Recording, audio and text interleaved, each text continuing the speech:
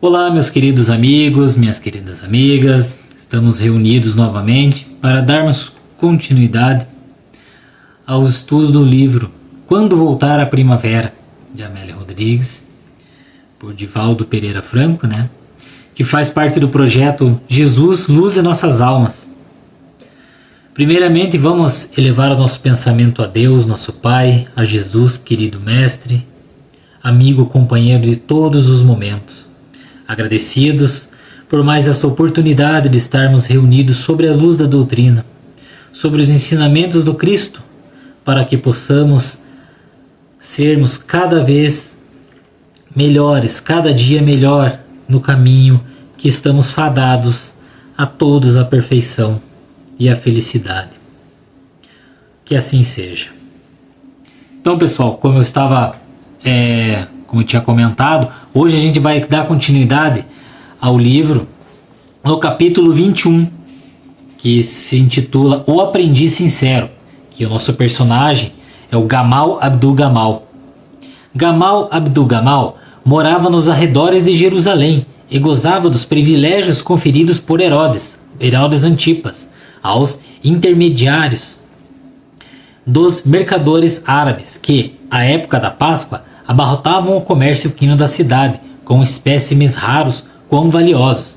Então, Herodes Antipas era o governador da Galileia naquela época, da crucificação. Gamal não era judeu, Gamal era árabe. Abastado, construíra confortável vivenda nas terras férteis e verdes de Acra. Embora odiado pelos judeus por questões de pátria e religião, como disse, ele era árabe, tinha acesso a altas rodas, com exceção apenas de determinados recintos do templo. Retraído por temperamento, Gamal, apesar das transações comerciais a que se dedicava, entregava-se com frequência a profundas meditações acerca dos problemas inquietantes da vida. Então Gamal ele era muito tímido, então ele já vinha já desenvolvendo já a meditação, já queria saber algo a mais, Não lhe passara desapercebido o movimento reacionário da última Páscoa, que culminaria na crucificação do revolucionário carpinteiro Galileu, que, segundo diziam, incomodavam a segurança de César na Palestina. Não podia olvidar que o perseguido, no auge dos sofrimentos, oferecera um perdão espontâneo aos algozes, afirmavam todos os que presenciaram o hediondo espetáculo, e admirava-se com aquele gesto heróico e sublime, por considerar-se incapaz de esquecer e desculpar os olhares de escárnio e as atitudes ríspidas com que os judeus o tratavam, em decorrência de sua ascendência ismaelita. Então, Gamal ele era árabe. Então, essa descendência ismaelita, Ismael, então ele não era bem recebido pelos judeus, ele era maltratado. Então, nessa parte aqui, ele já estava tentando entender como que Jesus conseguia perdoar, os seus algozes, e ele estava naquele conflito que ele sabia que ele teria que perdoar, mas ele sabia que ele não iria conseguir. Certamente, conjunturava aquele profeta estranho, assassinado em circunstâncias tão graves, era um enviado dos céus. Tal o receio que inspirara entre os sacerdotes orgulhosos. Seus ensinos, fundamentados num amor jamais conhecido antes, abalavam fortemente os alicerces da decadente prática moiseísta. E, além disso, a auréola que o acompanhava muito como consolidador da felicidade nos corações, atestava-lhe a procedência espiritual superior. Por essas e outras razões, que não saberia definir, sentiu-se incompreensivelmente ligado ao singular rabi assassinado. Então ele tinha, e como ele já procurava na meditação, buscando como como ser feliz, como perdoar. Então ele já foi assimilando as ideias de Jesus, pelo que ele ouvia das histórias, né? Quando teve ciência do seu aparecimento por diversas vezes aos companheiros desanimados, inclusive numa formosa tarde no lago de Guinazaré, desejou fascinado por estranho fervor participar daquele convívio.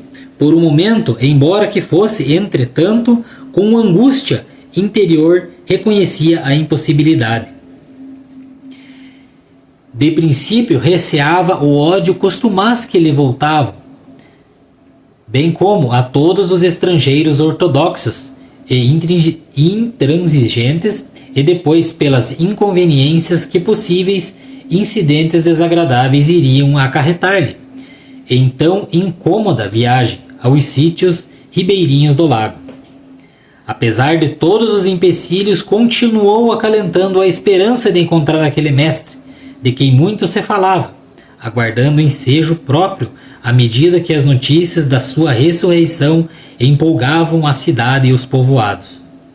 De imaginação ardente e coração puro, vivendo com propriedade, voltou-se à pesquisa daquela vida, e à medida que se inteirava de suas realizações grandiosas, surpreendia-se amando o desconhecido. Posteriormente, não obstante continuasse na afanosa busca de notícias, foi informado que o mestre ascendera aos céus, coroado por dourada nuvem nos altos da Betânia. Sem que pudesse explicar-se, naquela noite sentiu-se a alma mergulhar numa profunda melancolia, deixando-se arrastar a copioso pranto. Então ele estava naquela busca, pelos boatos que estavam da ressurreição do Rabi, do mestre. Ele estava na busca de poder encontrar com Jesus, para enfim ele ter a busca de suas respostas. Quando ele ficou sabendo da ascensão de Jesus, se abateu. Ele já era uma pessoa mais tímida, daí ele se abateu de uma melancolia profunda e se recolheu. Afastando-se dos aposentos habituais, recolheu-se à meditação entre os caramanchões de abornada pérgola, banhada pela prata do luar. Tinha sede de paz, desejava revestir-se de serenidade. As horas avançam lentas, envolto pela noite. Sofria por não haver renunciado a tudo para correr desesperado a entregar-lhe de coração. Ele estava se sentindo culpado por ele ter aquela vida, ele sabendo que ele não conseguia perdoar, ele tinha vários problemas, ele sentiu um remorso, uma culpa muito grande. Enquanto meditava, emocionado, Abdul Gamal viu-se formar-se em sonho encantador, numa tênue claridade, o esboço delgado de um homem de beleza invulgar. O rosto, tocado de expressiva bondade, apresentava sinais de evidente tristeza, suavizada pela tranquilidade dos olhos mansos. Antes que pudesse articular qualquer expressão, ouviu o doce murmúrio de voz que lhe indagava: "Para que me queres, Gamal?" "Quem é, Senhor?" inquiriu o ismaelita. "Jesus", respondeu o visitante em luz. "O amigo a quem amas de longe." Então imagine o Gamal nessa hora que ele ficou ali, que ele pergunta e Jesus já falava para lhe confortar o coração, já disse. Respondeu o visitante em luz: "O amigo a quem amas de longe."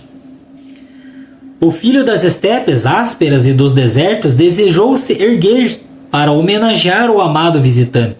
No entanto, não pôde fazê-lo. Forte torpor tomou-lhe todo o corpo. Com a voz apagada na emoção, balbuciou.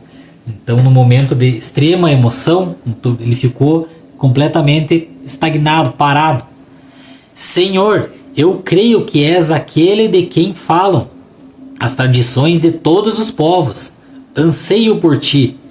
Diz-me o que é mais importante fazer na terra, a fim de que eu possa encontrar a felicidade mais tarde no paraíso? Jesus responde: amar. Responde o doce interlocutor: amar, de tal forma que se não distinga entre o adversário e o amigo, perdoando tanto que se não faça diferença entre o ofensor e o benfeitor. Será, Senhor, isso é possível? Indagou esmagado o candidato à fé.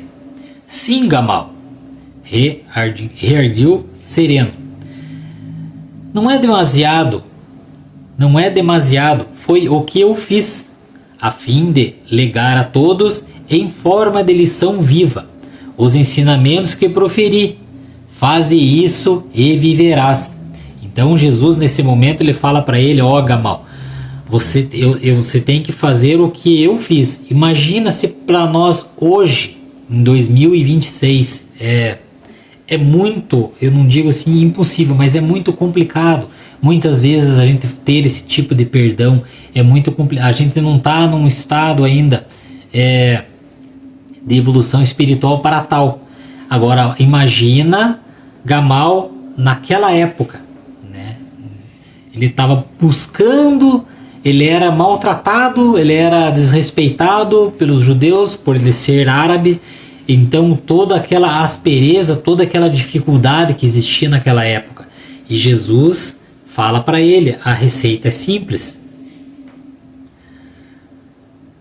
Gamal, ele tenta fazer uma indagação, ele tenta dizer alguma coisa, mas ia prosseguir, justificar, arguir o vendedor de cavalos, quando a formação luminosa se diluiu suavemente, perdendo-se entre os raios de prata da noite em festa. Deu-se conta, estava sós.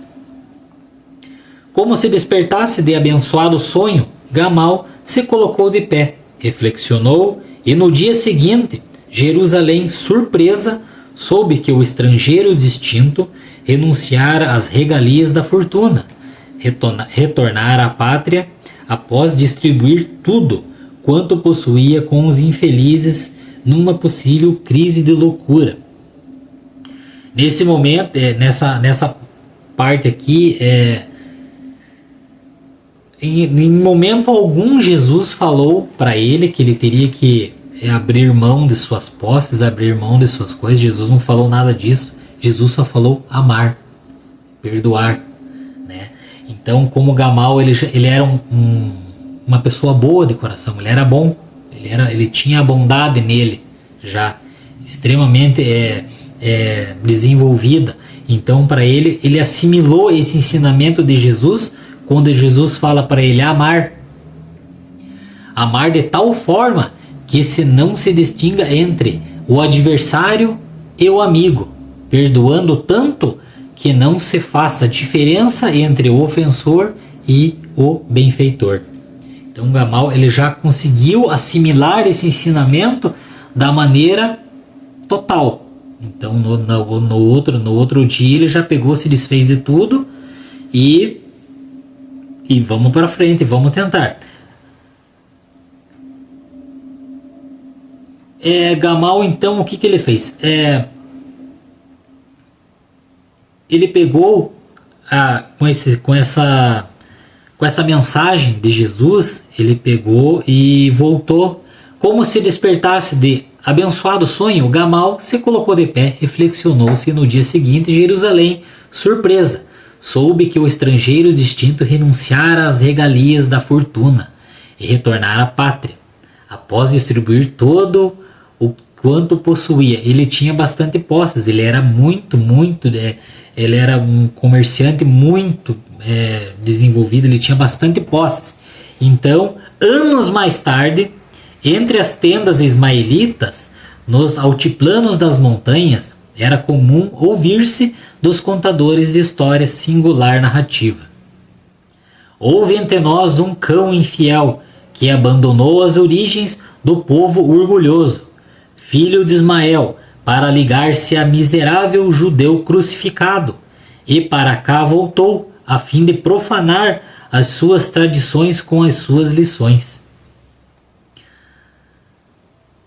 Todavia, a sabedoria do sheik, após ouvir as loucuras, mandou atá-lo a 2 fogosos corcéis, que despedaçaram entre as pedras escalvadas dos largos horizontes. Tão grande fora a sua idiotia, que, antes do suplício indagado, qual seria a sua última vontade? Respondeu Gamal: amar-vos e perdoar-vos, por amor do meu Senhor. Então, meus amigos e minhas amigas, aqui a gente tem uma passagem muito interessante de uma pessoa que ele